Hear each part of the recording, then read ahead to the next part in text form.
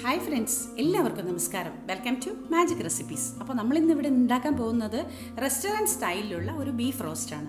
അതിനുവേണ്ടി 1/2 കിലോളം ബീഫ് ഞാനിവിടെ കഴുകിയെടുത്ത് വെച്ചിട്ടുണ്ട്. മഞ്ഞൾപ്പൊടി 1 ടീസ്പൂൺ, മല്ലിപ്പൊടി 2 ടേബിൾ സ്പൂൺ, ഗരം മസാലപ്പൊടി 1 ടീസ്പൂൺ, കുരുമുളക് പൊടി 1 ടീസ്പൂൺ, മുളക് പൊടി 2 ടേബിൾ സ്പൂൺ.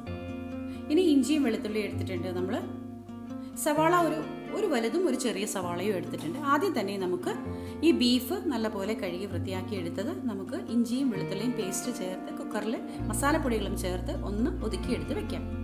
ആദ്യം തന്നെ നമുക്കത് കുക്കറിലേക്ക് എടുത്ത് വെക്കാം. നല്ലപോലെ പിഴിഞ്ഞെടുത്ത് വേണം കുക്കറിലേക്ക് ഇടാനായിട്ട്. ബീഫ് നന്നായിട്ട് കുക്കറിൽ ചേർത്ത് കൊടുക്കുക. അതിനുശേഷം ഉപ്പ്, 2 ടീസ്പൂണോളം ഇഞ്ചി വെളുത്തുള്ളി പേസ്റ്റ്, മല്ലിപ്പൊടി നമ്മൾ എടുത്തതിൻ്റെ ഒരു 3/4% ഇട്ട് കൊടുക്കുക. മുളക് പൊടിയും അതുപോലെ തന്നെ ഒരു 3/4% ഇട്ട് കൊടുത്തിട്ട് 1/4 മാറ്റി വെക്കണം. മഞ്ഞൾപ്പൊടി മുഴുവനായി ചേർത്ത് കൊടുക്കാം. ഗരം മസാലപ്പൊടിയും മുഴുവൻ ഇട്ട് കൊടുക്കുക. കുരുമുളക് പൊടിയും 3/4 ചേർത്ത് 1/4 മാറ്റി വയ്ക്കുക. 2 ടേബിൾ സ്പൂണോളം വെളിച്ചെണ്ണ ഒഴിച്ചു കൊടുക്കാം. ഇതെല്ലാം ചേർത്ത് നന്നായിട്ട് മിക്സ് ചെയ്ത് യോജിപ്പിക്കാം. നന്നായി മിക്സ് ചെയ്ത് 5 മിനിറ്റ് റെസ്റ്റിന് വെക്കാം. 5 മിനിറ്റിന് ശേഷം നമ്മൾ എടുത്ത് വെച്ചിരിക്കുന്ന സവാള ഇതുപോലെ സ്ലൈസ് ആയിട്ട് 3-4 പച്ചമുളകും ചേർത്ത് ഒന്നുകൂടെ നന്നായിട്ട് ഞെരടി പിടിപ്പിക്കാം. മിക്സ് ചെയ്ത് ചേർക്കാം.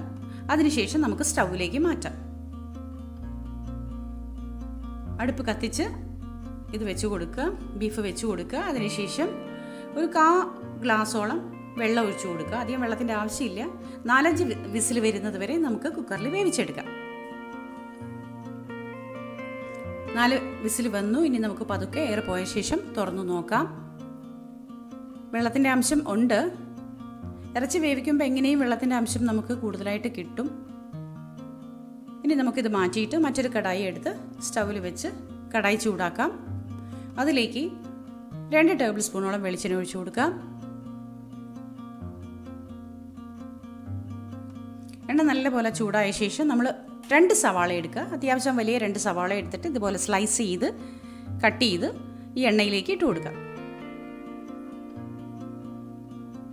നല്ലപോലെ വഴറ്റിയെടുക്കാം. പാകത്തിന് ഉപ്പ് ചേർക്കുക. നേരത്തെ ഉപ്പ് ചേർത്തിട്ടുണ്ട്. അതുകൊണ്ട് സവാള വഴങ്ങി വരാൻ വേണ്ടി മാത്രമുള്ള ഉപ്പ് ചേർത്താൽ മതി. 1 ടീസ്പൂണോളം ഇഞ്ചി വെളുത്തുള്ളി പേസ്റ്റ് ചേർത്ത് കൊടുക്കാം. ഇതെല്ലാം കൂടി ചേർത്ത് അതിൻ്റെ പച്ചമണം മാറുന്നത് വരെ നന്നായി വഴറ്റിയെടുക്കാം.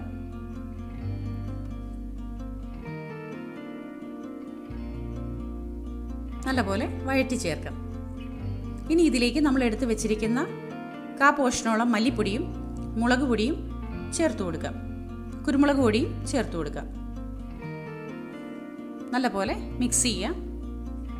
മസാലപ്പൊടികളുടെ ആ മസാലക്കുത്ത് മാറുന്നത് വരെ ചെറുതീയിൽ നന്നായി മിക്സ് ചെയ്ത് വഴറ്റിയെടുക്കാം. അതിനുശേഷം നമ്മൾ വേവിച്ച് വെച്ചിരിക്കുന്ന ബീഫ് ഇതിലേക്ക് ചേർത്ത് കൊടുക്കാം.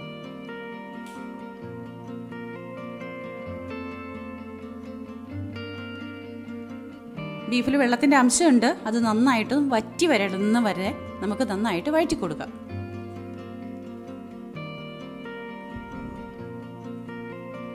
ഫ്ലെയിം നല്ലപോലെ കൂട്ടി വയ്ക്കാം. ഒരു തക്കാളി സ്ലൈസ് ചെയ്ത് ഇട്ട് കൊടുക്കുക.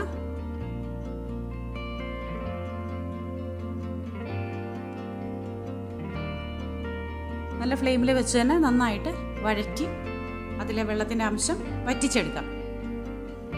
പച്ചമുളക് 4 ഇതുപോലെ കീറിയിട്ട് കൊടുക്കാം. അത് എരിവില്ലാത്ത പച്ചമുളകാണ്. അതൊരു ഗാർണിഷ് ഭംഗിക്ക് വേണ്ടിയിട്ടാണ്. കരിവേപ്പില ഇട്ട് കൊടുക്കാം. നല്ലപോലെ മിക്സ് ചെയ്ത് നന്നായിട്ട് വെള്ളത്തിൻ്റെ അംശം വറ്റിച്ചെടുക്കാം. വളരെ ഈസി ആയിട്ട് ഉണ്ടാക്കാൻ പറ്റുന്ന ഒന്നാണ്. നമുക്ക് പൊറോട്ടയ്ക്കും ചപ്പാത്തിക്കും ഒക്കെ കഴിക്കാൻ പറ്റുന്ന ഒരു ബീഫ് റോസ്റ്റാണിത്. വളരെ ടേസ്റ്റി ആയിട്ട്, ഒരുപാട് ഇൻഗ്രീഡിയൻസ് ഒന്നും ഇതിൻ്റെ ആവശ്യമില്ല. വളരെ ടേസ്റ്റി ആയിട്ട് നമുക്ക് ഇതുണ്ടാക്കാം. ഇതിൻ്റെ വെള്ളത്തിൻ്റെ അംശം ഏകദേശം നന്നായിട്ട് വറ്റി വന്നിട്ടുണ്ട്. കണ്ടോ? നെയ്യില്ലാത്ത നല്ല മാംസമുള്ള പീസ് നോക്കി വാങ്ങിക്കണം കേട്ടോ ബീഫിൻ്റെ. അതാണ് എപ്പോഴും റോസ്റ്റിന് നല്ലത്. നെയ്യ് പിടിച്ചിട്ടുണ്ടെങ്കിൽ കുറച്ച് കഴിയുമ്പം ഇത് നമ്മൾ വേവിച്ച് വെച്ച് കുറച്ച് കഴിയുമ്പോൾ അതിൽ നെയ്യിൻ്റെ അംശം ഇങ്ങനെ മേലെ കാണും. അതുകൊണ്ട് നെയ്യില്ലാത്ത നല്ല കഷ്ണം ബീഫായിട്ട് വാങ്ങിക്കാം. കണ്ടോ? ഏകദേശമൊക്കെ അതിൻ്റെ വെള്ളത്തിൻ്റെ അംശമൊക്കെ നന്നായി വറ്റി വന്നിട്ടുണ്ട്. ഇനി നമുക്ക് ഒന്നുകൂടെ മിക്സ് ചെയ്ത് യോജിപ്പിച്ച ശേഷം അടുപ്പ് ഓഫ് ചെയ്യാം.